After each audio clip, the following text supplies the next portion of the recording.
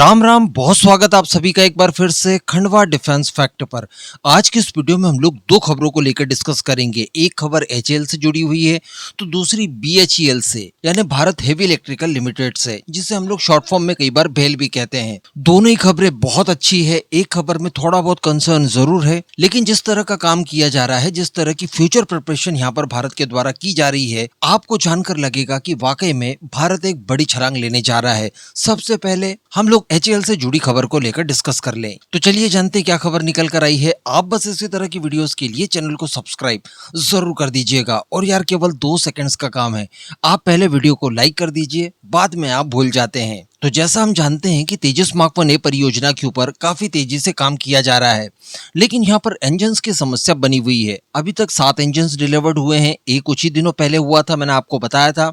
साथ ही ये भी बताया जा रहा था कि जो छठा इंजन था वो थोड़ा सा फॉल्टी निकला था, लेकिन बाद में फिर खबर निकल कर ये भी आती है कि उसके सारे रेक्टिफिकेशन कर लिए गए हैं और वो उपयोग के लिए पूरी तरह से तैयार है। तो इस तरह से इंजन हमारे पास केवल 7 ही उपलब्ध है।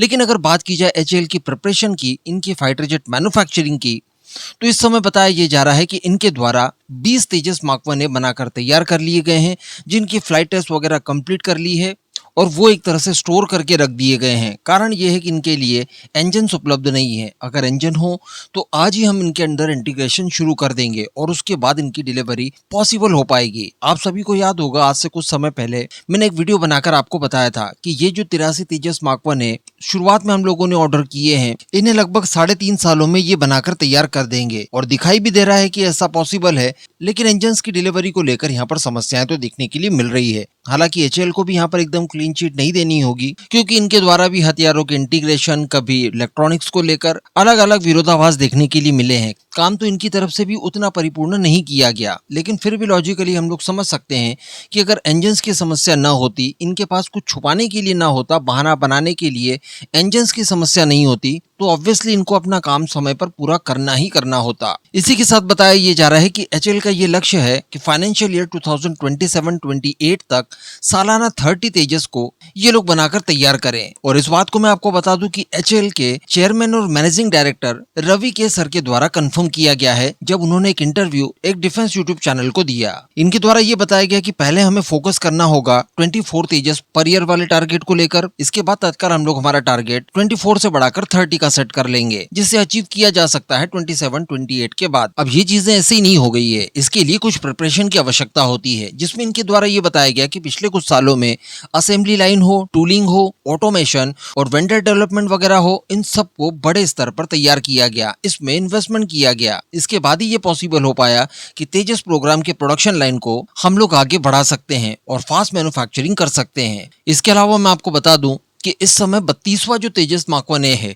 उसकी भी असेंबली वगैरह ऑलमोस्ट कंप्लीट कर ली गई है। 20 तो जैसा मैंने आपको बताया कि उनकी टेस्ट फ्लाइट वगैरह भी कंप्लीट हो चुकी है, उन्हें स्टोर करके रख दिया गया है। साथ ही हमारा प्रोडक्शन अब 32वें तेजस मार्क 1 तक पहुंच चुका है, जिसे भी असेंबल्ड कर लिया गया है। इससे ये भी साबित होता है कि देखिए, अमेरिका के द्वारा चाहे हमें इंजन्स की सप्लाई समय पर नहीं की जा रही हो, लेकिन एचएएल अपनी तरफ से पूरे प्रयास कर रहा है।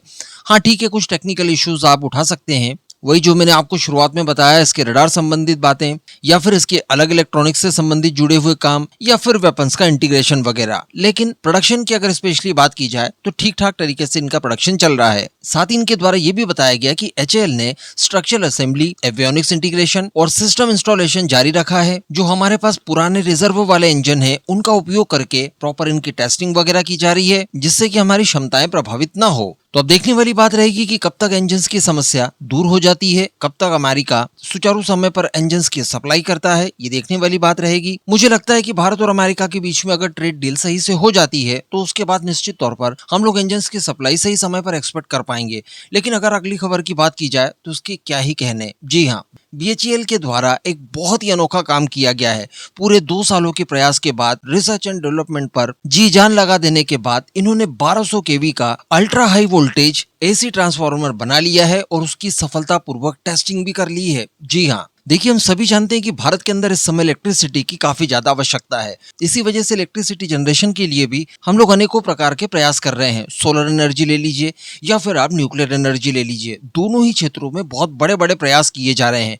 आगामी समय में हम लोग बहुत सारी बिजली को जनरेट करेंगे, क्योंकि हमारी रिक्वायरमेंट ही कुछ ऐसी है। अब जब आप इस लेवल पर इलेक्ट्रिसिटी को जनरेट करेंगे तो निश्चित तौर पर आपको इसके जनरेशन के बाद ट्रांसमिशन और डिस्ट्रीब्यूशन वगैरह के लिए भी उपकरण चाहिए होंगे। मैं आपको शुरुआत में ही बता दूं कि मैं खुद इलेक्ट्रिकल इंजीनियर हूं और इस खबर को बताते वक्त इसका महत्व समझ पा रहा हूं। बहुत ज्यादा टेक्निकल तो नहीं जाएंगे, लेकिन मैं आपको आसान भाषा में सब कुछ बराबर समझा दूंगा। तो देखिए, सबसे पहले तो मैं आपको ये बता दूं कि इस तरह के ट्रांसफार्मर बनाने की क्षमता गिने चुने देशों के पास है। एक तो चाइना, जापान, रशिया और अब भारत। यानी इस लेवल का आज तक ट्रांसफार्मर और किसी अन्य देश ने बनाया ही नहीं है। इससे जुड़े हुए अलग अलग पार्ट्स और सबसिस्टम्स वगैरह तो तैयार किए हैं, लेकिन इतना बड़ा ट्रांसफार्मर आज तक ये जो 4 नाम मैंने आपको बताए, इनके अलावा अन्य किसी देश ने नहीं बनाए। तो एक एलिट क्लब को हम लोगों ने फिर से ज्वाइन कर लिया, साथ ही दुनिया भर में ये धाक भी जमा दी कि देखिए, हम किसी भी मामले में पिछड़े हुए नहीं है। हम जिस काम को करना चाहें उसे पूरा कर सकते हैं। बताया जा रहा है कि BHEL ने इसे अपने रिसर्च एंड डेवलपमेंट डिपार्टमेंट में इन हाउस ही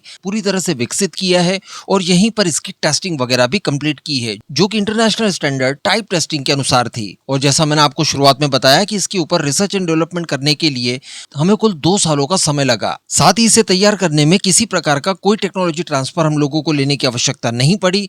इसके अंदर जितनी भी टेक्नोलॉजी का इस्तेमाल किया गया है वो सारी की सारी स्वदेशी ही है। इसको तैयार करने के पीछे का हमारा मकसद ये है कि फिलहाल जो हमारे पास मौजूदा कैपेबिलिटी है, यानी 765 kV के ट्रांसफार्मर की, इस सिस्टम को और अपग्रेड करना था, जहां पर अब हम 1200 kV के ट्रांसफार्मर का इस्तेमाल करेंगे और एक नया सिस्टम हमारे लिए तैयार किया जाएगा। अब इसका फायदा क्या क्या होगा? तो देखिए, जहां पर भी इलेक्ट्रिसिटी को आप ट्रांसमिट करते हैं, एक जगह से दूसरी जगह पर लेकर जाते हैं तारों के माध्यम से, कई बार इनका डिस्टेंस सैकड़ों किलोमीटर्स होता है।